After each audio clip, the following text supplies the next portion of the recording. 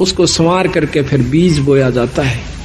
बीज बोने के बाद भी उसकी बहुत संभाल करनी पड़ती है, जब जाकर के हम उसकी पूरी परिपक्व फसल ले सकते हैं। इसी प्रकार परमात्मा के नाम पर लगने से पहले सत्संग की आवश्यकता होती है। नाम लेने के बावजूद सेवा, सत्संग और दान धर्म की पूरी आवश्यकता पड़ती है। साधुओं की सेवा, संतों की सेवा, सत्संग की सेवा, ये भी साथ चलेगी। जिस प्रकार खेत में बीज बोए पाछे उसमें खाद, पानी, रखवाली, सारी चीज की आवश्यकता पड़ती है। ठीक इसी प्रकार नाम ले लेने मात्र से कोई न सोचे कि ईब में अपने आराम से घर बैठकर ही भक्ति कर सकते हो, घर बैठ करके। पर आज के युग में इतना सुलभ नहीं है कि आप घर बैठ करके ही इन बुराइयों से बचे रह सकते हो।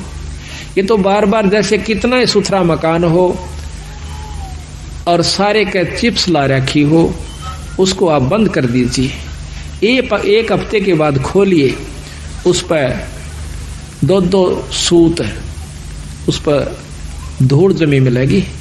जबकि खूब बंद कर दिए खिड़कियों को, दरवाजों को, फिर भी उसके ऊपर डस्ट यानी धूल जमी पाओगी। मेज पर देखना कपड़ा मार के एक हफ्ते के बाद। इसी प्रकार अगर आप सत्संग में नहीं आओगे तो आपके अंतःकरण में इतना मैल जमा हो जाएगा और एक समय ऐसा होगा कि आपको सुमरण और सत्संग कड़वा लगने लग जाएगा। आज आपने प्यारा लगे पर उस समय ये आपको सुहावा नहीं गा।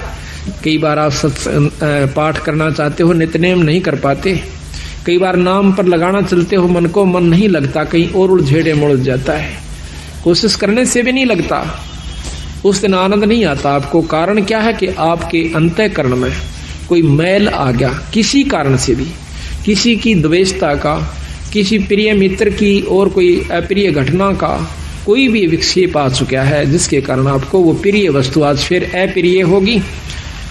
तो इसी प्रकार सत्संग में आने से जानकारी होती है कि ये कोई काहू का है नहीं, झूठा संगी साथ या कोई किसी का नहीं। कबीरा चंता तो सतनाम की और ना चंता दास, और जय कोई चंता नाम बिना वह काल की फांस। ये काल की पास है, काल इसको फंसा के रखने की खातिर उसके मन में 100 विक्षेप, क्रोध, अहंकार या कोई चिंता फिक्र बनाए रखे कि कहीं ये भक्ति भाव में ना लग जाए।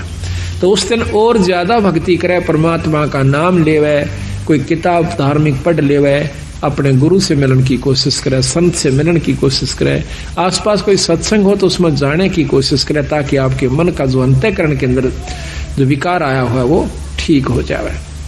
घर में नहीं ठीक हो सकता, या तो सुमरण अधिक करे, ना चाहते हुए भी करे उस सुमरण को, उस दिन फिर आप ठीक हो जाओगे। इसी प्रकार सत्संग की आवश्यकता पड़ती है। तो ये बहुत लंबा प्रकरण कबीर साहब ने दिया है, गरीबदास जी ने दिया है, उनके बारे में जो मकरा को बताया है।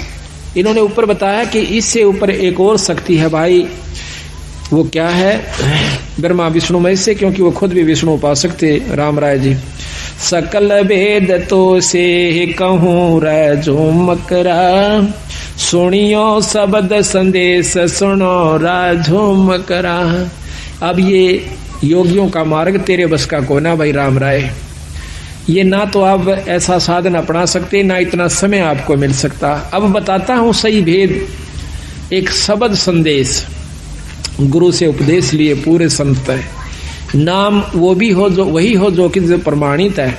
फिर वो गुरु के पास वो सार नाम हो, और सार नाम के बाद आपको शब्द प्राप्ति करवावे। सार नाम के बाद शब्द का नंबरा होगा। तो जब तक शब्द प्राप्ति नहीं होती तो भी आप पूर्ण मुक्ति के अधिकारी नहीं हो पाओगे। तो इतना गजब काम है। तो महाराज कहते हैं सकल भेद तो से कहूँ रे झूमकरा, तुम सुनियो संत संदेश शब्द संदेश सुनो राय झूमकरा। इन नैना दखलाइए रे झूमकरा, कैसा है वो देश सुनो राय झूमकरा। अब बंदी छोड़ कहते हैं कि ना तो इतना समाधि यानी ये कोशिश करने की आवश्यकता प्राणायाम आदि की, मेरे शब्द में मेरे नाम में वो शक्ति आपको इन आख्यात नो का नो आंख खुली है और सुरत सतगुरु के चरणों में जा चुकी होती है। इसको सहज समाधि कहते हैं। ये मेरे नाम में शक्ति है, मेरे शब्द में शक्ति है। सकल वेद तो से है कहूँ राय झूमकरा, सुनियो शब्द संदेश सुनो राय झूमकरा।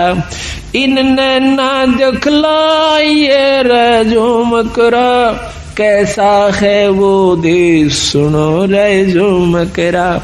पल नीचे पल ऊह परे रे झूमकरा, तामद नरक निहार सुनो राय झूमकरा। अजर नजर आवे नहीं रे झूमकरा, खेले अदर अदार सुनो राय झूमकरा। दैने बामे आंगणे रे झूमकरा, स्वर्ग रसातल बहन सुनो रे झूमकरा। तेरे कुटी छाजे बैठ कर झूमकरा, वो देखो राम रतन सुनो राय